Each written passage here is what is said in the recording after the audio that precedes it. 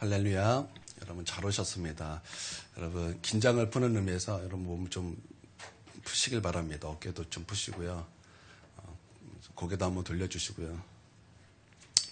여러분 푹 잤지만 피곤하시죠? 또 토요일은 또 한 주 동안 못한 것을 하느라고 김장도 하시고 또 집안일도 좀 하시고 그래도 좀 주무셨는데도 피곤하죠.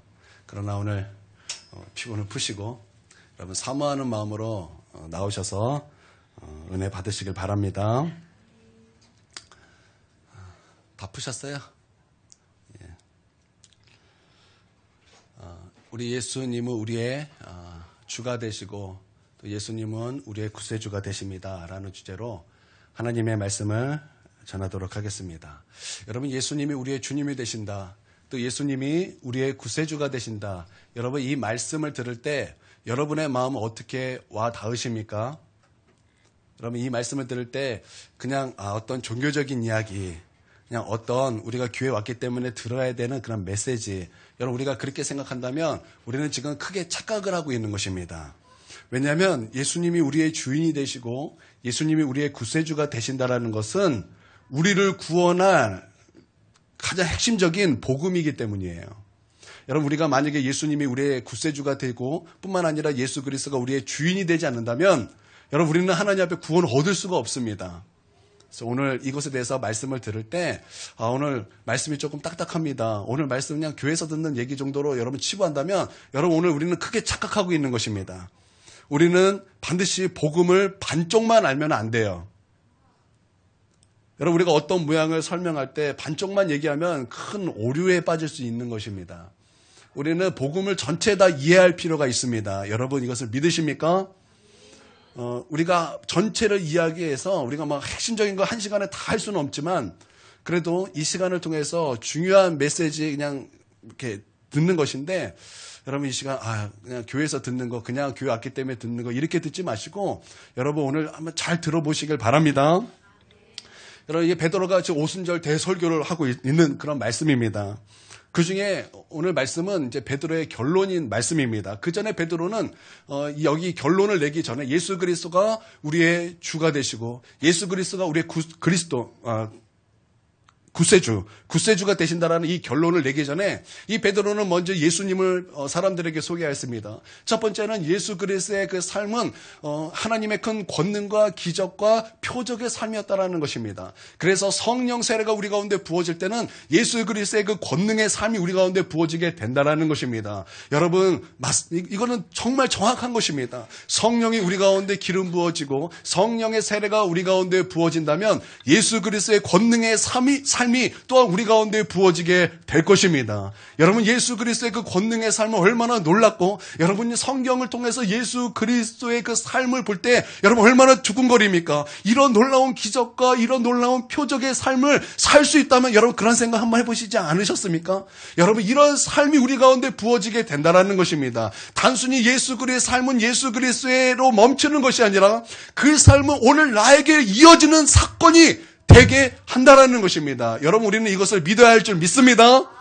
이거는 단순히 어떤 관념과 신념이 아니라 그냥 어떤 이론으로 생각하는 것이 아니라는 거예요. 이것은 우리 삶의 실제라는 것입니다. 또한 성령을 우리 가운데 기름 부으실 때 이러한 예수 그리스도의 삶이 실제가 되게 하신다라는 것입니다. 나는 우리의 삶에 있어서 우리를 요동하는 것이 있을지라도 흔들리지 않는 그래서 굳세 믿음 가운데 있는 저와 여러분이 되어야 될 줄 믿습니다. 왜냐하면 예수 그리스도의 큰 권능의 삶이 있기 때문입니다. 여러분 예수 그리스도가 여러분 큰 풍랑 앞에서 예수님이 하신 것은 무엇입니까? 사람들은 그 풍랑 앞에 두려워 떨었습니다. 그 풍랑 앞에 두려워 떨고 예수님을 찾았습니다. 예수님께서 하신 말씀은 예수님께 그 감정은 거기에서 두려움을 느낀 것이 아니에요.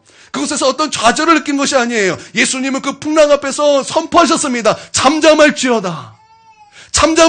그 예수 그리스도의 말 앞에 풍랑은 잠잠해졌다라는 거예요. 마찬가지로 여러분 우리의 삶이 예수 그리스도의 그 선포처럼 어떤 것이 우리 가운데 밀려올지라도 예수 그리스도의 이름 앞에 여러분 잠잠하게 될 것입니다. 여러분 우리가 질병 가운데 있으십니까? 또한 우리가 어떤 연약한 가운데 있으십니까? 상관없어요. 우리의 연약함과 우리의 약함 상관없습니다. 성령의 기름 부으시면 예수 그리스도의 큰 권능과 기적의 삶이 우리 가운데 펼쳐지게 된다라는 거예요. 이것은 어떤 누군가가 만들어낸 어떠한 이론이 아니라 이것은 하나님께서 우리 가운데 말씀하신 것이요, 약속하신 것이요, 우리 가운데 실질적으로 이루어지는 하나님의 은혜의 사건인 것입니다. 나는 이 성령의 기름 부음을 통해서 예수 그리스도의 삶이 우리 가운데 나타나게 되길 주님의 이름으로 축원드립니다. 또한 베드로가 우리 가운데 예수님을 소개하길 예수님은 십자가에 달려 죽으신 분이라는 것입니다. 그래서 성령이 기름 부을 때는 예수 그리스도의 십자가가 나의 십자가가 되는 거예요. 예수 그리스도의 십자가의 사건이 나의 십자가 사건이 된다는 것입니다. 예수 그리스도의 십자가 사건은 어떤 사건입니까? 죄의 세력을 멸한 사건인 것입니다. 여러분 이것을 믿으십니까? 죄의 권세를 멸하셨다라는 거예요. 사단의 권세를 멸하신 사건이라는 것입니다. 여러분 이것을 믿으시길 바랍니다. 또한 예수 그리스도의 십자가 사건은 모든 저주를 깨트린 그런 사건이라는 것입니다. 여러분 예수님께서 십자가에서 예수님의 모든 것과 우리의 모든 것을 바꾸시기를 원하셨어요. 여러분 우리 가운데 있는 것이 무엇입니까? 우리 가운데는 선한 것이 하나도 없다라는 것이 주님의 말씀이에요. 우리는 다 범죄하여 하나님의 영광에 이르지 못한 그런 죄인들이라는 것입니다. 근데 예수님께서는 그 십자가에서 예수님의 모든 것과 우리의 모든 것을 바꾸기를 원하셨다라는 거예요. 우리는 의가 없었어요. 우리는 불의했습니다. 그러나 예수님은 하나님의 의셨어요. 예수님께서는 십자가에서 예수님의 의와 우리의 불의를 바꾸시기를 원하셨다라는 것입니다. 우리는 저주받을 수밖에 없는 본질상 죄인이었습니다. 그러나 예수님은 십자가에서 예수 그리스도의 놀라운 복됨과 우리의 저주를 주님께서는 바꾸시기를 원하셨다라는 것입니다. 우리는 죄로 말미암아 지옥에 갈 수밖에 없는데 우리 예수님께서는 천국에서 하나님과 영광 가운데 계신 분이에요. 천국은 하나님의 나라요 예수 그리스도의 나라인 것입니다. 여러분 이것을 믿으십니까? 그래서 예수 그리스도는 예수님의 그 나라, 예수님의 천국과 우리가 가야 될 지옥을 십자가에서 바꾸기를 원하셨다라는 것입니다. 바로 그 십자가의 사건이 오늘 나의 사건이 되게 하는 하나님의 은혜의 사건이라는 거예요. 여러분 이것을 믿으십니까? 성령의 세례 사건은 바로 그 십자가의 사건을 나의 사건이 되게 하는 하나님의 은혜의 사건이라는 것입니다. 뿐만 아니라 베드로가 또한 예수님을 소개하기를 예수님은 죽음에서 끝난 분이 아니라 예수님은 죽음에 거하실 수 없는 분이요 예수님은 무덤에 계실 수 없는 분이시기 때문에 하나님께서 그 죽음의 빗장을 깨트리시고 예수님을 다시 살리신 부활의 예수님이라는 것입니다. 여러분 이것을 믿으십니까? 우리는 생각하기를 어떻게 죽은 자가 다시 살아날 수 있겠는가? 우리는 질문할 수 있겠지만 여러분 예수님은 어떠한 사람이 아니라 예수 그리스도는 하나님이요 무덤에 계실 수 없는 하나님이신 것을 여러분 믿으시길 주님의 이름으로 축원드립니다. 그 부활 사건은 성령의 기름 부음을 통해서 또한 나의 사건이 된다라는 것입니다. 여러분 우리의 육체는 소망이 없는 것입니다. 여러분 육체에 소망이 있습니까? 우리 젊은이들은 젊기 때문에 여러분이 소망이 있고 여러분이 아름답다고 생각하지만 여러분이 시간이 지나면 지날수록 여러분은 20대가 생길 것이요 30대가 다가올 것이요 40대가 여러분을 만날 것이요 50대, 60대, 70대, 80대, 90대 여러분의 시간은 그렇게 흐르게 될 것입니다. 시간이 흐를수록 여러분의 육체는 어떻게 됩니까? 여러분의 육체는 벌써 쇠하게 될 것입니다. 여러분의 육체는 희망에 거하지 않게 될 것입니다. 그러나 여러분 우리 예수님의 그 부활 사건은 바로 그 희망 없는 우리의 육체에 희망이 되시는 사건이라는 것입니다. 왜냐하면 예수 그리스도의 부활 사건은 곧 나의 부활 사건이 되기 때문입니다. 여러분 우리는 부활할 것입니다. 이거는 사람들이 들을 때 허무맹랑할 것입니다. 그러나 우리 하나님의 놀라운 진리의 말씀은 우리 가운데 너희는 부활할 것이다. 맨 마지막 끝에 의인은 영생의 부활로 악인은 심판의 부활로 너희는 부활하게 될 것이라는 것입니다. 여러분 이것을 믿으시길 바랍니다. 여러분 이 개념은 이 땅에 없는 개념이 아니에요. 이 부활의 개념은 이 땅에 없는 개념이 아니라는 것입니다. 여러분 하늘에 미리 있습니다. 여러분 하늘에 미리 번성하기 위해서는 어떤 일이 벌어져야 되는 것입니까? 썩어져야 되는 거예요. 땅에 떨어져 썩어야 많은 열매를 맺게 되는 것입니다. 여러분 이것을 믿으십니까? 이거는 우리가 너무나 잘 알고 있는 사실인 것입니다. 여러분 이거 마찬가지로 여러분 우리의 육체가 썩어지고 우리가 죽고 나면 그것이 끝이 아니라 우리가 죽었지만 그 마지막 때에는 하나님께서 우리의 육체를 부활하게 하실 거라는 거예요. 다시 새롭게 하실 거라는 것입니다. 여러분 이것을 믿으시길 바랍니다. 우리는 부활의 종교예요. 예수 그리스도가 죽은 지 3일 만에 부활하셨듯이 우리도 부활하게 된다라는 것입니다. 하나님께서는 예수님을 통해서 우리를 그것을 보여주신 거예요. 부활의 첫 열매로서. 여러분, 이것을 믿으시길 바랍니다. 그래서 우리의 육체는 소망이 있는 거예요. 여러분, 우리가 부활할 때는 어떤 모습으로 부활할까요? 여러분, 우리가 부활할 때는 어떤 모습으로 부활할까요? 그냥 우리가 죽었을 때 바로 그 모습으로 부활할까요? 여러분, 그러지 않을 것입니다. 가장 아름다운 모습으로, 가장 하나님께서 기뻐하시는 그 모습으로, 가장 완벽한 모습으로, 예수님께서 그 변화산에서 호련히 변화됐던 그 모습으로 우리는 그렇게 변화될 것입니다. 여러분, 성령이 우리 가운데 임하시고 성령 세례가 부어진 사건은 바로 이런 놀라운 부활의 사건이 나의 사건이 되게 하시는 하나님의 은혜의 사건이라는 것입니다. 할렐루야. 그러고 나서 이 베드로는 그 마지막 그 설교의 결론을 무엇이라고 지었냐면, 하나님께서 너희가 십자가에 못 박은 이 예수를 하나님께서 주와 그리스도가 되게 하셨느니라. 이게 선포하고 모든 설교의 결론을 이 놀라운 진리의 말씀으로 결론을 맺게 되었다라는 것입니다. 여러분, 이 비슷한 말씀이 사도행전 5장 31절에 나오는데 이렇게 말씀하고 있습니다. 너희에게 회개함과 죄사함을 주시려고 그를 오른손으로 높이사 임금과 구주로 삼으셨느니라. 성경은 전체에서 말씀하기를 예수님은 우리의 구주 뿐만 아니라 예수 그리스도는 우리의 임금이 되신다라는 거예요. 임금은 우리의 왕이 되신다, 우리의 주인이 되신다라는 말과 같은 말이라는 것입니다. 도대체 이 말은 도대체 우리랑 무슨 상관이 있을까요? 예수님이 우리의 주인이 되시고 우리의 임금이 되시고 우리의 구세주가 되신다. 여러분, 이것은 우리 가운데 어떤 의미를 주는 것일까요? 우리 가운데 분명하게 말씀하고 있는 것이 있다라는 거예요. 이 진리를 우리 가운데 분명하게 말씀하고 있는 것이 있다라는 것입니다. 여러분, 이것을 믿으십니까? 여러분, 그것은 너무나 단순합니다. 우리가 예수님을 믿을 때 예수님을 임금으로 믿어야 될 뿐만 아니라 예수님을 구세주로 믿어야 한다는 것을 하나님께서 우리 가운데 말씀하고 있다라는 것입니다. 저는 군대에서 예수님을 만났습니다. 근데 예수님을 만났는데 제가 군대는 교회가 없었어요. 그리고 저를 가르쳐줄 스승이 없었습니다. 그래서 저는 어떻게 했냐면 성경을 가지고 기도하면서 성령이 나의 카운셀러가 되셔서 그냥 성령을 의지해서 성경을 읽고 하나님을 알기 시작하였습니다. 성경을 읽다 보니까 하나님이 우리를 얼마나 사랑하시는지 예수님을 이 땅에 보내주셨고 그 예수님이 우리의 구세주가 되셔서 우리를 위해서 십자가에 달려 죽으셨고 그 십자가는 단순히 우리를 위한 구세주뿐만 아니라 그 십자가에 피 흘려서 그 피로 우리를 사신 우리의 주인이 되셨다는 그 놀라운 진리 앞에 하나님 앞에 엎드려 감사하고 찬양할 수밖에 없었어요. 그리고 이제 시간이 지나서 제가 신학교에 입학하게 되었고, 또 시간이 지나서 전도사 사역을 하게 되었고, 또한 전도사 사역을 하면서 수많은 목사님들을 만났고, 목사님들의 설교를 듣게 되었습니다. 근데 설교를 듣고 사역을 하고 신학교를 다니면서 찝찝함이 생겼어요. 어떤 찝찝함이냐면, 예수님은 구세주라는 것입니다. 예, 이것은 진리인 것입니다. 여러분, 이것을 믿으십니까? 예, 예수님은 구세주가 맞습니다. 그래서 예수님은 구세주로서 우리가 회개하면 죄를 용서해 주시는 분이십니다. 예, 이거 맞습니다.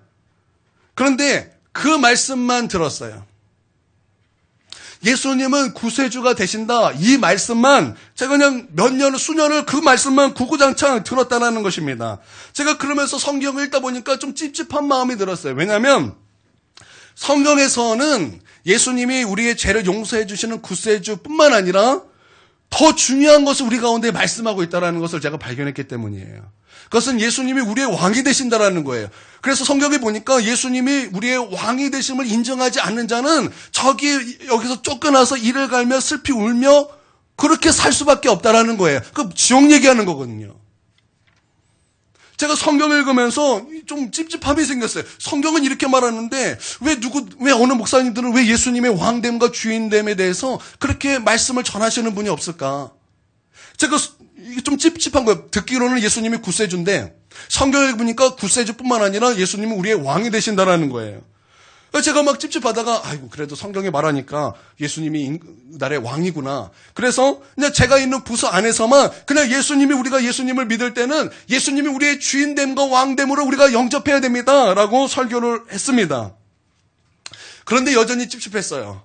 왜냐하면 아무도 그런 말씀을 해주는 사람을 제가 만나보지 못했기 때문에 이게 맞는가 틀리는가, 이걸 어떻게 교정이라고 그래야 되나요? 점검이라고 해야 되나요? 그런 것이 없으니까 이게 좀 내 마음속에 찝찝함이 생겼습니다. 그러다가 제가 어느 한 목사님의 설교를 듣고 그분의 책을 읽다가 아주 중요한 것을 깨닫게 되었어요. 그것은 뭐냐면 예수님은 구세주다. 또한 예수님은 임금이다. 예수님은 임금과 구세주다. 우리가 예수님 믿을 때는 예수님을 임금으로, 예수님을 구세주로 믿어야 한다는 아주 명확한 진리를 그냥 선포하시는 분을 제가 만난 거예요. 여러분, 대가를 만나는 것은 참 중요한 것 같습니다. 왜냐하면 대가를 만나기 전에는 10년 공부할 거, 20년 공부할 거, 대가 한 사람 만나니까 1시간 만에 그 문제가 해결되더라는 거예요. 나는 우리 모든 성도님들에게 우리 큰은혜 교회가 정말 여러분의 신앙의 대가로서 여러분이 막 그 어떤 신앙의 문제로 그냥 꽁꽁 싸매고 근심하고 이것이 뭘까 궁금할 때 큰은혜 교회를 통해서 그 문제가 해결되는 은혜가 있게 되길 주님의 이름으로 축원드립니다. 예, 그분은 분명히 대가였어요. 그래서 그분을 통해서 제 마음속에 분명하게 제가 이제 알게 되어서, 성경에 말하면 그것은 분명히 내가 선포해야 되는 것이요, 성경에 말하면 그것은 분명한 진리구나, 이것은 분명하게 내가 전해야 되는 것이구나, 제가 그것을 깨닫게 되었어요. 여러분, 예수님은 왕이십니다. 여러분, 이것을 믿으십니까? 그리고 예수님은 우리의 구주가 되십니다. 여러분, 이것을 믿으십니까? 그래서 우리가 예수님을 믿을 때는 그냥 예수님을 믿어가 아니라 예수님이 우리의 주인으로 믿어야 될 것이요, 예수님이 우리의 구세주로 믿어야 한다는 것입니다. 그래서 제가 그분의 목사님의 설교를 듣고서 이것이 맞나 안 맞나 성경을 찾기 시작했어요. 그래서 복음서부터 성경을 찾아서 예수님에 대해서 무엇라고 기록하고 있나 제가 그것을 필사를 하기 시작했습니다. 필사를 하면 할수록 그게 맞더라고요. 우리가 예수님을 믿을 때 그냥 나 예수님 믿어, 여러분, 이건 참된 믿음이 아니더라는 거예요. 분명히 성경 우리 가운데 분명히 어떻게 예수님을 믿을까를 분명하게 제시하고 있는데 바로 예수님은 우리의 왕이시라는 거예요. 그리고 예수님은 우리의 구원자시라는 것입니다. 예, 성경을 읽으면서 그것을 우리 가운데 분명하게 우리에게 말씀하고 있다는 것을 제가 발견했어요. 그런데 이것은 성경을 많이 안 찾아봐도 분명히 알 수 있어요. 여러분이 마음만 먹으면 마태복음만 찾아도 여러분 그것을 분명히 알 수 있는데 마태복음 뭐 전부 다 안 찾아도 돼요. 마태복음 1장부터 그 말씀이 나와요. 마태복음 1장 21절에는 예수라는 뜻이 무엇인가가 우리 가운데 말씀하고 있는데 21장에 이렇게 말씀하고 있습니다. 아들을 낳으니 이름을 예수라 하라. 이는 그가 자기 백성을 그들의 죄에서 구원할 자이심이라 하니라. 이렇게 말씀하고 있는데 이 말씀을 좀 이렇게 풀이해야 할 필요가 있습니다. 여러분, 예수님의 뜻이 뭐라 그랬어요? 자기 백성을 그들의 죄에서 구원할 자이심이라. 구원할 자이심이라. 여러분, 이것은 예수님의 어떤 부분입니까? 구세주를 말하는 것입니다. 예, 예수님은 구세주로서 여러분 우리를 구원할 분이십니다. 죄에서 우리를 구원할 분으로서 예수라는 이름으로 이 땅에 오셨습니다. 여러분, 이것을 믿으십니까? 예, 우리는 이것을 믿어야 되는 것입니다. 그런데 구세주만 믿는 것이 아니에요. 이 말씀에는 이 구주가 되기 위하여 무엇이나 앞에 선행된 것이 있다는 거예요. 그게 뭐냐면 예수님께서 구원해 주시는 것은 모두를 구원해 주신다는 얘기가 아니에요. 예수님의 구원은 제한적입니다. 어떻게 제한적입니까? 자기 백성을 구원해 주신다는 제한성이 있어요. 그러니까 자기 백성이라는 것은 어떤 관계가 성립이 되어야 되는 거예요? 왕과 백성의 관계가 성립되어야 된다는 거예요. 그러면 다시 말하면 이것을 다시 보면 여러분, 우리가 예수님을 믿을 때 우리의 먼저 될 예수님의 어떤 부분이 우리의 먼저 선행되어야 된다는 거예요? 예수님이 우리의 왕으로 믿는 것이 선행되어야 그 다음에 구세주가 된다는 거예요. 우리가 맨날 하나님 앞에 회개만 한다고 그 예수님을 믿는 게 아니라는 거예요. 내가 예수님 앞에 회개하며 예수님 앞에 용서를 받기 이전에 내가 먼저 예수님을 어떻게 믿어야 되는가? 예수님을 나의 주인으로 믿어야 된다는 것입니다. 예수님을 나의 왕으로 믿어야 된다는 것입니다. 예수님을 나의 주인으로서 영접해야 된다는 것입니다. 여러분 우리가 요한복음 1장 12절을 다 암송하고 있습니다. 한번 시작해 볼까요? 시작. 유명한 말씀이에요. 요한복음 1장 12절 시작. 영접하는 자. 예, 그거죠. 여러분 너무나 잘 아시네요. 영접하는 자, 곧 그 이름을 믿는 자에게는 하나님의 자녀가 되는 권세를 주셨다 이렇게 말씀하고 있는데, 여러분 성경은 우리가 원하는 대로 딱딱 뽑으면 안 되는 거예요. 성경은 분명히 앞뒤 문맥이 있다라는 거예요. 근데 그 앞에 뭐라고 말씀하고 있습니까? 자기 백성 앞에 오면 자기 백성들이 예수님을 어떻게 했어요? 영접하지 않았어요. 자기 백성이 영접하지 않았다라는 거예요. 그런데 영접하는 자, 그 이름을 믿는 자에게는 하나님의 자녀가 되는 권세를 주셨다 그랬어요. 그러면 그 영접이란 말은 도대체 어떤 말입니까? 그 영접이란 말은 그냥 나 예수님 믿어 이걸 말하는 것일까요? 아닙니다. 예수님을 왕으로 영접하는 자, 바로 그에게 하나님의 자녀가 되는 권세를 주셨다는 것입니다. 여러분 이것을 믿어야 할 줄 믿습니다. 그냥 우리가 예수님을 나 예수님 믿어 이게 아니라는 거예요. 그냥 나는 고백주의가 믿음이 아니라는 거예요. 그냥 사변적인 믿음, 지식적 동의가 성경에서 말하는 믿음이 아니라는 거예요. 진짜 예수님을 나의 주인으로 영접하는 바로 그에게 하나님의 자녀가 되는 권세를 주셨다라고 하나님은 우리 가운데 그게 참 믿음이라고 말씀하신다라는 것입니다. 여러분 예수님은 우리의 왕이 되시는 줄 믿습니다. 여러분 이게 먼저 선행이 돼야 된다는 것입니다. 그러면 예수님이 우리의 왕이 되신다는 것이 무엇입니까? 제가 이것을 여러분 이 시간에 다 말하기에는 부족하기 때문에 그냥 한 두 가지 정도만 여러분에게 말씀을 전하고 싶습니다. 차례대로 예수님이 우리의 왕이 되신다면 그 의미가 도대체 어떤 의미가 있을까? 첫 번째 이런 것입니다. 지금 이제 절기상 대림절이죠. 대림절이 무엇입니까? 예수님께서 탄생하시기를 준비하면 4주, 이게 대림절이라 그러죠. 그러니까 제가 성탄절 예화를 한번 좀 들어보겠습니다. 여러분 성탄절에서 가장 이제 우리가 많이 등장하는 인물이 마리아죠. 이제 많은 사람들이 이 마리아 문제에서 믿음이 흔들리고 이제 어떻게 이런 일이 있느냐, 그럼 예수님을 떠나는 사람이 참 많은데 그거 어려운 거 아닙니다. 하나님이기 때문에 그게 가능한 것입니다. 인간은 못해요. 그러나 하나님이시기 때문에 가능합니다. 여러분 잘 생각해 보세요. 불교 너무 이성적입니다. 딱딱 맞아요. 그들의 그런 글들을 쫙 읽어보면 논리도 좋고 진짜 뭐 좋아요. 그런데 그걸 읽을 때마다 어떤 느낌이 드냐면 야 인간적이다. 아 인간적이다. 아 이성적이다. 그런데 성경 읽다 보면은 어쩔 때 보면 참 말이 안 될 때가 있어요. 그런데 가만히 읽다 보면 감탄이 나와요. 왜 하나님께서 이런 걸 숨기지 않으셨을까? 그냥 이성적이고 놀라운 말씀들. 왜 그런 말씀이 철학적인 말, 그때 당시 헬라 문화에 있어서 그때 그런 지식들의 그 영향을 받아서 여러분 그 요한복음 1장 1절에 요한이 어떻게 예수님을 설명합니까?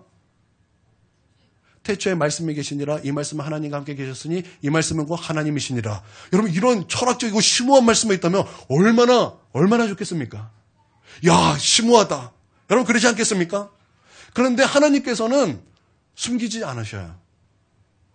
말도 안 되는 그런 얘기들을 다 숨기지 않고 다 우리 가운데 말씀하신다라는 거예요. 그래서 우리가 한번 생각하는 거예요. 야 이건 인간이 할 수 없는 거구나. 하나님이시니까 할 수 있는 거구나. 여러분 우리가 여기까지 깨달아야 되는 것입니다. 여러분 믿습니까? 그리고 이 마리아와 이 동정녀 마리아는 신학적으로 굉장히 중요한 것입니다. 이건 나중에 시간이 되면은 기독론으로 제가 좀 여러분에게 설교를 다시 한번 좀 하고 싶습니다. 예, 하나님께서 가브리엘 천사를 이제 마리아에게 보내셨습니다. 마리아는 아직 결혼하지 않은 그런 처녀였습니다. 그런데 그런 마리아에게 나타나셔서 이렇게 말씀하시는 거예요. 마리아야, 너는 곧 잉태할 것이다. 보라, 처녀가 잉태하여 아들을 낳으리니 그의 이름을 임마누엘이라 하리라. 그 아이가 태어나면 하나님의 아들이라 일컬음을 받을 것이다. 나는 아직 결혼하지 않은 남자를 모르는 그런 처녀입니다. 아니다. 지극히 높으신 이의 능력이 너를 덮으셨으니 이런 놀라운 일들이 너에게 일어나게 될 것이다. 예, 우리 이거 말씀 잘 아시죠? 여러분이 그 말씀을 읽을 때 여러분 어떤 느낌을 받으십니까? 우리는 성경에 나오는 이야기라고 너무 쉽게 읽고 넘어갈 때가 많죠. 마리아니까. 그러고 넘어갈 때가 얼마나 많습니까? 그런데 마리아는 지금 도저히 수용할 수 없는 제안을 하나님께 받은 거예요. 여러분, 지금도 성적으로 타락한 시대, 지금 많이 타락한 시대죠. 지금도 결혼 안 하고 임신하면 부끄럽다 그래요.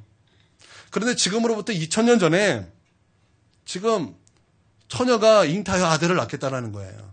여러분, 그때는 어떻게 되냐면 돌 맞아 죽는 것입니다. 율법으로 돌 맞아 죽는 일이거든요. 근데 하나님께서 그 일을 마리아에게 제안하셨다라는 것입니다. 여러분, 우리 같았으면 어떻습니까? 당연히 안 되죠. 당연히 안 되는 거 아닙니까? 근데 마리아는 천사의 그 말에 아멘합니다. 아멘합니다. 그의 고백이 이렇습니다. 누가복음 1장 38절에 그의 고백이 이래요.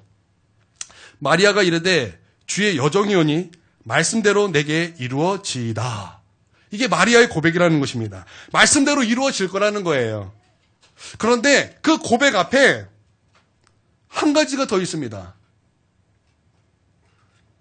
주의 말씀이 이루어질 것입니다. 라고 말했던 아주 중요한 그 마리아의 고백이 하나가 더 있어요. 그게 뭐냐면 이것입니다. 나는 주의 여종입니다. 나는 주의 여종이라는 거예요. 그러면 하나님이 나의 뭐라는 거예요? 나의 주인이라는 것입니다. 여러분, 이게 무슨 말입니까? 종에게는 무슨 선택권이 없다라는 거예요. 종에게는 선택권이 없다라는 것입니다. 주님이 알아서 하세요 라는 그런 믿음이 그 안에 있었다라는 거예요. 내 고집, 내 선택, 내 판단, 내 결정 모두 다 주님의 것이라는 것입니다. 이러한 믿음이 마리아에게 있었다라는 거예요. 근데 또 마리아의 고백에는 또 이러한 뜻도 있을 것입니다. 하나님이 나의 주인입니다. 내가 생각하기에는 이건 말도 안 되는 그런 이야기입니다. 그러나 하나님은 저를 망하게 하는 길로 인도하시지 않을 것이라 믿습니다. 하나님의 말씀에 순종하겠습니다. 이런 믿음이 그 안에 있었다라는 거예요. 지금 망하는 길로 가는 것 같아요. 지금 마리아는 굉장히 어려운 길로 가는 것 같은 거예요. 그러나 하나님이 나를 망하는 길로 이끄시는 분이 아니시라는 것을 내가 믿습니다라는 것입니다. 그리고 주님이 나의 주인이시고 나는 주님의 종입니다. 그리고 아멘하며 순종하더라는 것입니다. 여러분, 정직하게 좀 나를 좀 돌아보시길 바랍니다. 주님께서 나를 마리아 같은 것을 요구하신 적이 얼마나 많습니까? 마리아 같은 정말 그 망하는 것 같은 그 길로 나를 이끄시는 그런 요구를 하실 때가 얼마나 많습니까? 여러분, 지난주에도 여러분에게 그런 요구를 하셨을 거예요. 한 달 전에도 여러분에게 그런 요구를 하셨을 거라고요. 1년 전에도 5년 전에도 10년 전에도 주님은 그런 요구를 우리 가운데 분명히 하셨다는 것입니다. 그런데 우리는 어땠습니까? 마리아처럼 그것을 수용했습니까? 마리아처럼 나는 주의 종입니다. 말씀대로 이루어질 것입니다. 여러분, 그렇게 했습니까? 우리는 그렇게 한 적보다 사실은 주로 계산했습니다. 하나님, 내가 이것을 할 때 이런 문제가 있고 내가 이것을 할 때 저런 문제가 있으므로 나는 그것을 할 수 없습니다. 이것은 너무나 상식적이고 이건 너무나 당연한 것입니다. 여러분, 우리 것은 이게 우리의 태도 아니었습니까? 매출이 이렇게 많이 떨어졌는데 어떻게 11조를 드릴 수 있겠습니까? 지금 아이가 고3인데 어떻게 주의를 온전히 지킬 수 있겠습니까? 지금 내 삶이 있는데 어떻게 교회 나와서 기도할 수 있겠습니까? 지금 내 감정이 있는데 어떻게 겸손할 수 있겠습니까? 대부분 이렇게 변명하며 하나님의 요구를 우리는 사양해 왔죠. 그것도 아주 고집스럽게 하나님 앞에 그렇게 사양해 왔다는 것입니다. 여러분, 그렇게 해서 우리의 삶은 잘 살았을지도 모르겠습니다. 내 삶을 잘 살았을지도 모르겠어요. 그렇게 해서 어떤 사업이 잘 됐을지도 모르겠어요. 그렇게 해서 우리 자녀가 명문대 갔을지도 모르겠습니다. 그러나 마리아 같은 위대한 인물은 되지 못했을 거예요. 주여 여종이오니 하나님은 나를 망하는 길로 인도하지 않으실 것입니다. 라는 위대한 믿음은 찾아보지 못했을 것입니다. 예수님이 나의 주인입니다. 라는 믿음의 고백은 우리가 찾아보지 못했을 거라는 거예요. 여러분, 하나님은 우리 가운데 이렇게 말씀하셨어요. 내가 너희를 나의 핏값으로 샀다. 내가 너희를 나의 핏값으로 샀다라는 거예요. 예수님의 피 흘려 하나님은 우리를 사셨다라는 것입니다. 그러면 우리는 누구 것입니까? 하나님의 것입니다. 우리는 하나님 것입니다. 하나님의 것인데, 여러분, 이사야에 보면 하나님의 탄식이 나옵니다. 야, 이스라엘 백성아, 잘 들어라. 말도 그 주인을 안다. 짐승들도 그 밥 주는 주인들을 너무나 잘 알고 그에게 충성한다. 그러나 나는 너의 주인인데 너희는 나에게 어떡하느냐. 하나님의 탄식이 나옵니다. 여러분, 그 탄식이 오늘날 우리에게도 있지 않을까요? 내가 너희를 그리스도의 십자가에 피 흘려 그 핏값으로 너희를 샀다. 나는 너의 임금이 되고 주인이 되고 나는 너의 왕이 되었다. 그러나 너희는 내가 말한 모든 것에 있어서 계산만 하지 너의 판단과 너의 생각과 너의 결정을 나에게 주지 않는구나. 너희는 여전히 그 말씀 앞에 고집스러움만 있지, 그 고집스러움을 내려놓고 나는 여종입니다, 주의 말씀이 이루어지리이다라는 고백을 나에게 하지 않는구나. 여러분, 하나님께서 지금 우리의 믿음을 보시고 그렇게 말하시지 않겠냐 이 말이에요. 여러분, 우리는 말로 나는 예수님을 믿을 때 예수님을 나의 주인으로 믿습니다 말은 하지만, 여러분, 우리가 하나님의 그런 마리아에게 하셨던 그 요구를 우리가 받아들일 때, 여러분, 우리는 어떻게 합니까? 나는 오늘 우리 마음속에 그런 고집과 그런 내 것을 좀 내려놓고 이 마리아 같이, 주님, 나는 주의 종입니다, 이러한 믿음이 우리 가운데 부어지게 되길 주님의 이름으로 축원드립니다. 여러분, 이런 참 믿음이 있어야 할 줄 믿습니다.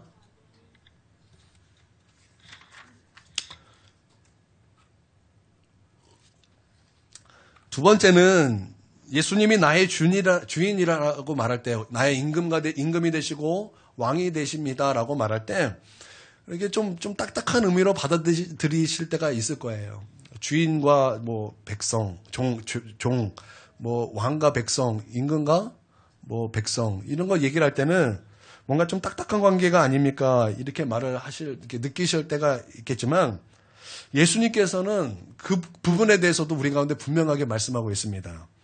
여러분, 마태복음 6장에 보면은 예수님께서 한 사람이 두 주인을 섬길 수 없다고 말씀하시면서 주인됨은 사랑의 관계라고 우리 가운데 분명하게 못 박아 말씀하셨습니다. 그러니까 예수님을 나의 주인이라고 영접할 때는 어떤 딱딱한 관계가 아니라 마치 아버지와 아들 관계처럼 그런 사랑의 관계로서의 관계라는 거예요. 마태복음 6장 24절에 한 사람이 두 주인을 섬기지 못할 것이니 혹 이를 미워하고 저를 사랑하거나 혹 이를 중히 여기고 저를 경히 여김이라. 너희가 하나님과 재물을 겸하여 섬기지 못하느니라. 세상을 사랑하는 것은 하나님과 원수되는 것이라. 예, 성경에서는 우리 예수님이 주인 된다고 말할 때는 어떤 딱딱한 관계를 말하는 것이 아니라 사랑의 관계를 분명하게 말하고 있다는 것입니다. 그래서 갈라디아에서 보면은 믿음을 얘기할 때 이렇게 말하고 있어요. 사랑으로 역사하는 믿음뿐이니라. 믿음은 사랑으로서 역사한다는 것입니다. 믿음은 사랑으로서 역사해야만 한다는 것입니다. 여러분, 사도행전 3장에 보면은 우리가 너무나 잘 알고 있는 말씀 한 사건이 나옵니다.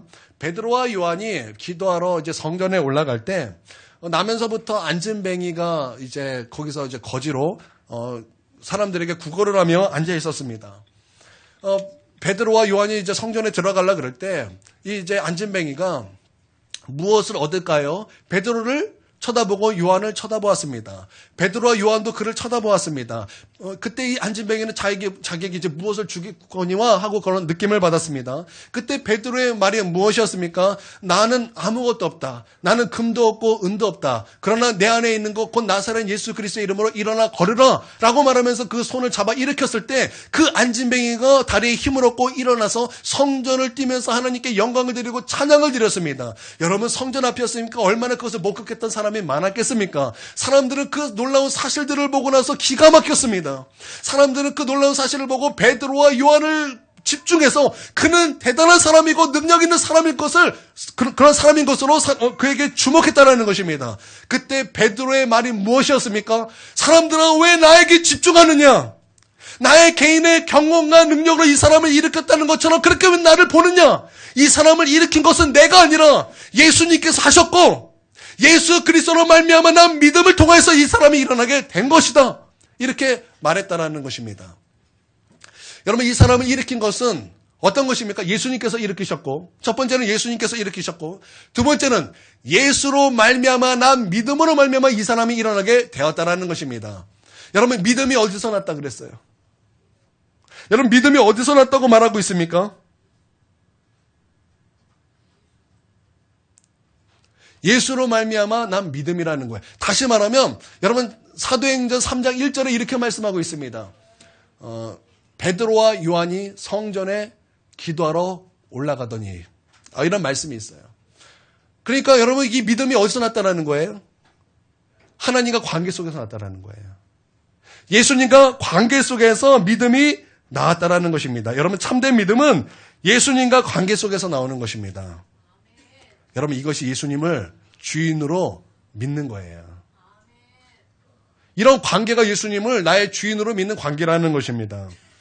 그래서 요한은 요한계시록에서 성령의 음성을 기록할 때 에베소 교회 편지로 사랑에 대해서 이렇게 말을 했어요. 너희가 사랑을 잃어버리는 것은 책망받을 일이다. 회개해야 될 일이다. 너희 촛대가 옮겨지는 것이다. 아주 무서운 말씀을 하셨어요. 그러므로 그렇게 이유가 있어요. 그러므로 너희는 생각하라는 거예요. 너희 생각해라. 어디서 하나님과의 예수님과의 사랑을 잃어버렸는가 생각하라. 그래서 그것을 돌이켜라. 그리고 이기래요. 이기래요. 이게 무슨 말이에요? 너희가 그거 생각해서 다시 사랑을 회복하라는 말이에요. 이기래요. 그리고 하시는 말씀이 이래요. 이기는 자가 천국 들어간다. 이기는 자가 천국 들어간다. 여러분, 생각하는 것은 굉장히 중요한 것입니다. 여러분, 생각하는 것은 굉장히 중요한 것입니다. 나는 여러분, 이 믿음의 문제에 있어서 생각하는 저와 여러분이 되어야 될 줄 믿습니다. 제가 환열이 많을 때요. 지금 초등학교 1학년인가요? 제가 그 정도 나이 때 저는 교회 새벽 예배 다 나갔습니다. 제가 나가고 싶어서 나간 게 아니라 제 어머니가 저를 얻고 갔어요. 수요 예배 다 나갔고요. 주일 예배, 금요일 예배 전부 다 나갔습니다. 제가 예배를 드리면서 이제 목사님의 설교를 이렇게 듣다 보니까 목사님이 이상한 얘기를 했어요. 제가 다녔던 교회는 조금 이상했어요. 어떤 얘기를 했냐면 그렇게 얘기하면 안 되는데 그런 얘기를 했어요. 예수님에 대해서 얘기를 하는데 그분은 이제 칠판을 이렇게 쓰면서 이제 설교를 하셨던 분이라서 칠판에 이렇게 썼어요. 뭐 하나님, 예수님, 그리고 이제 우리를 이제 하나님과 예수님 중간에 딱 넣고서 예수님을 말할 때 예수님을 하나님처럼 말씀하시지 않은 거예요. 예수님을 마치 우리보다 못한 존재로서 그렇게 말하는 것을 제가 어렸을 때 1학년 때 듣고 전화의 정도 때 듣고 충격을 받아서 제가 생각했어요. 하나님, 제가 설교를 하게 된다면 저렇게 설교하지 않겠습니다. 예수님은 하나님이시고 예수님은 예수님인데 어떻게 예수님에 대해서 저렇게 설교할 수 있습니까? 제가 그냥 어린 마음에 왜 그런 생각을 했는지 모르겠어요. 근데 하나님께서 아마 제 그런 생각을 보시고 저를 하고 목사를 삼으신 것 같아요. 여러분, 생각하는 건 굉장히 중요한 것입니다. 여러분, 생각하셔야 됩니다. 제가 초등학교 5학년 때 교회 선생님이 제가 이제 전도한 애들이 많았어요. 제가 5학년 때 막 제가 거의 막 나를 따르라 나폴레옹가라해서 친구들은 막 교회 나를 따르라 그래서 많이 데려왔어요. 그래서 제가 있던 그 5학년은 사람이 많았어요. 그래서 선생님이 아주 웃긴 거 많이 했어요. 막 우유 빨리 먹기 대회. 그래서 우유 막 엄청 먹고 그날 막 배 아파가지고 막 화장실에서 막 이런 경험도 있고. 그래서 재밌게 보내는데 그 선생님이 한 번은 쪽지에다가 이제 써서 뭘 이렇게 줬어요. 그게 뭐였냐면 3개 써져 있어요. 교회, 집, 학교. 너희가 이 3개 중에서 너희가 가장 중요하게 여기는 것을 써봐라. 다 썼어요. 3위 공통적이에요. 학교. 2위 다 공통적이에요. 저 빼고. 교회. 1위 집. 저는 좀 바꿨어요. 1위 교회, 2위 집, 3위 학교. 제가 왜 이렇게 썼냐면 제가 그때 그것을 받아보면서 생각을 했어요.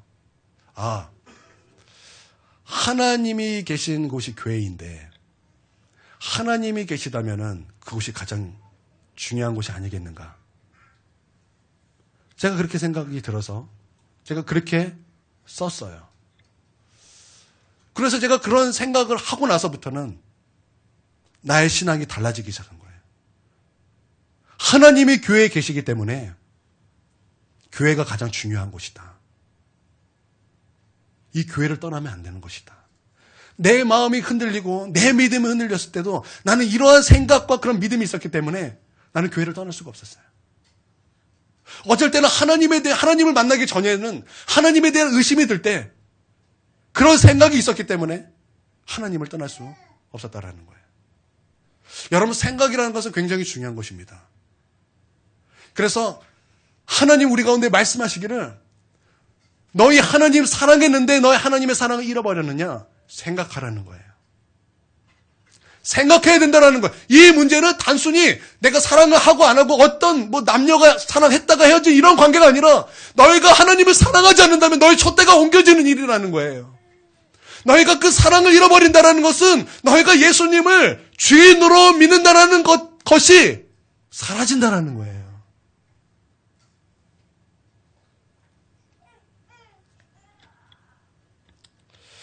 여러분, 예수님을 사랑하는 관계가 되어야 할 줄 믿습니다. 근데 신기한 것은 이 관계 속에서 구세주의 계시가 회복돼요. 예수님이 나를 위해서 구원하셨다는 이 구세주의 진리가 내 안에서 회복된다는 것입니다. 여러분, 구세주에는 이제 2가지가 있어요. 첫 번째는 죄 용서입니다. 죄에 대한 용서. 그리고 죄로 말미암아 이 땅에 온 거 가난, 형벌, 질병, 이런 거 있죠. 이런 걸 구원하시는 구세주. 그러니까 죄 용서함에 거기 다 있어요. 여러분, 우리 주님은 우리의 죄를 얼마나 용서해 주실까요? 복음서에 보면은 예수님께서 베드로에게 물어보십니다. 베드로가 이제 질문합니다. 그 질문하고 예수님과 그 대화 속에서 예수님께서 몇 번 용서해야 되냐?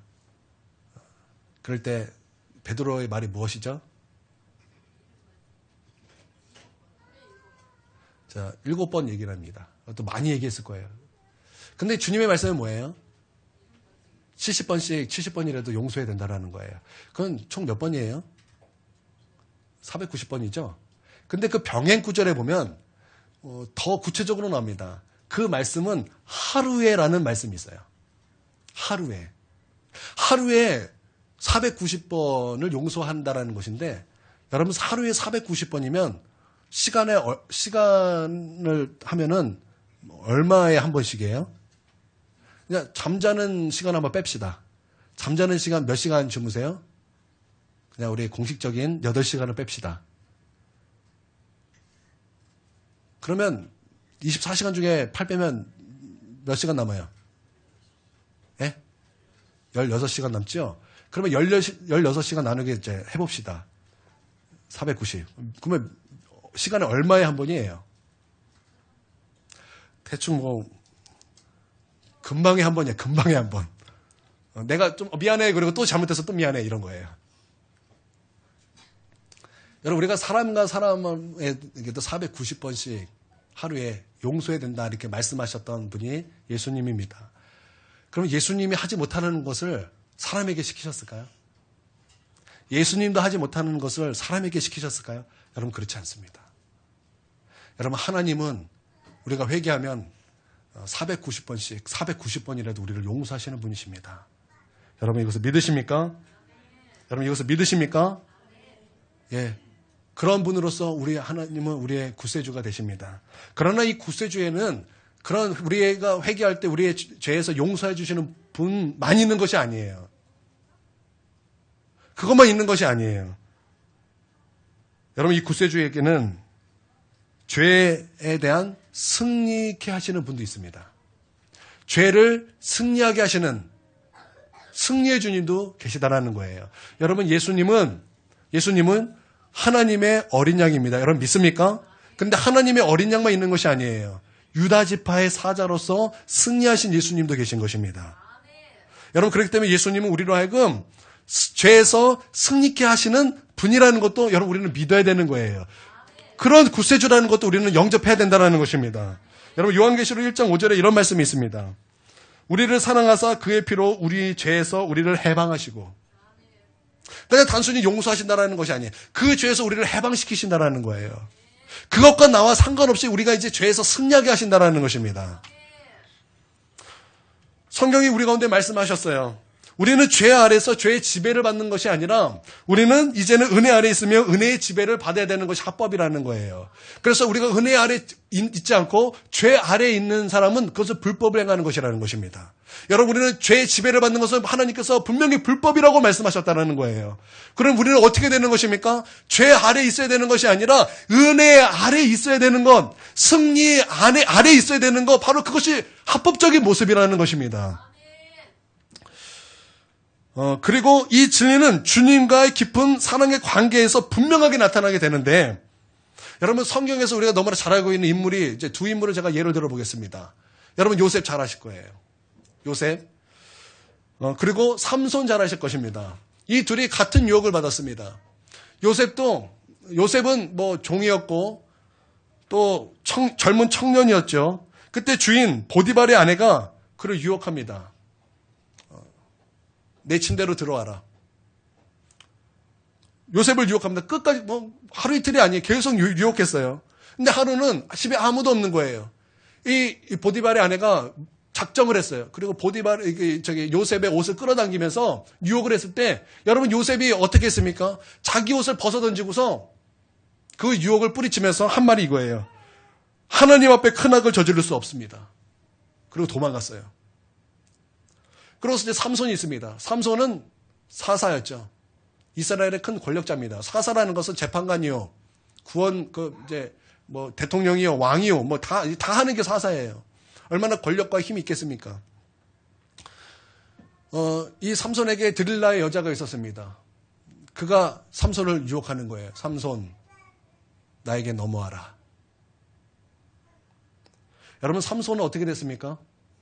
드릴라에게 넘어갔어요. 근데 성경이 그를 기록하기에 이렇게 기록하고 있습니다. 어떻게 기록하고 있냐면, 하나님이 이미 자신을 떠나신 줄 그가 깨닫지 못하니라. 여러분, 이것을 통해서 여러분, 요셉이 이길 수 있었던 건 무엇입니까? 성경은 요셉에 대해서 성령에 감동된 자라 그랬어요. 늘 요셉은 하나님과 교제하며 살았다는 거예요. 하나님과 사랑 안에서 살았다는 거예요. 그는 죄악을 이겼다는 거예요. 그러나 삼손은 뭐예요? 삼손은 자기 안에 있는 하나님이 떠나신 줄 깨닫지 못하는 그런 영적인 문둥병 가운데 살았다는 거예요. 그 마지막은 뭐예요? 하나는 죄를 이겼고 하나는 죄를 이기지 못했다는 것입니다.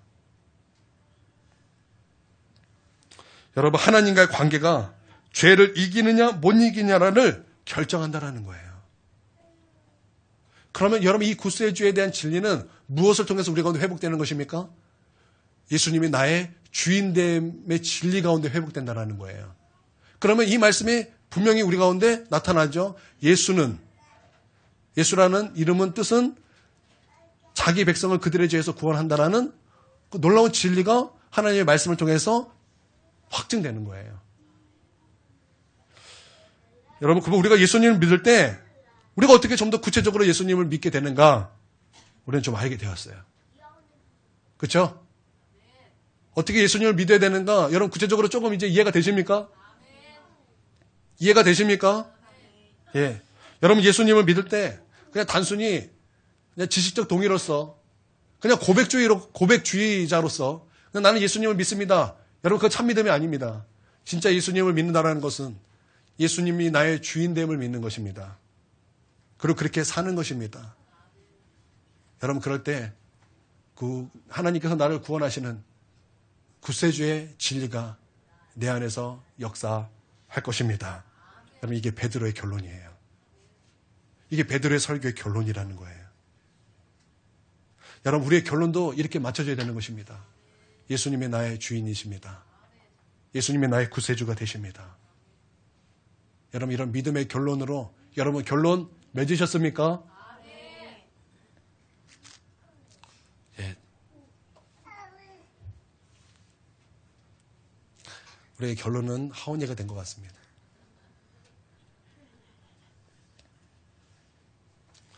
예, 제가 기도하겠습니다.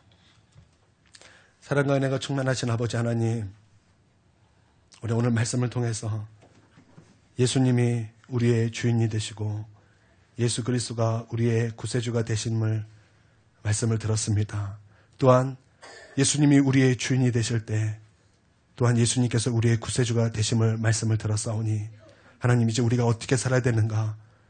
예수님을 나의 주인으로 왕으로 임금으로 영접하며 사는 우리 하나님의 자녀 될 수 있도록 하나님 우리를 이끌어 주시고 도와주시옵소서.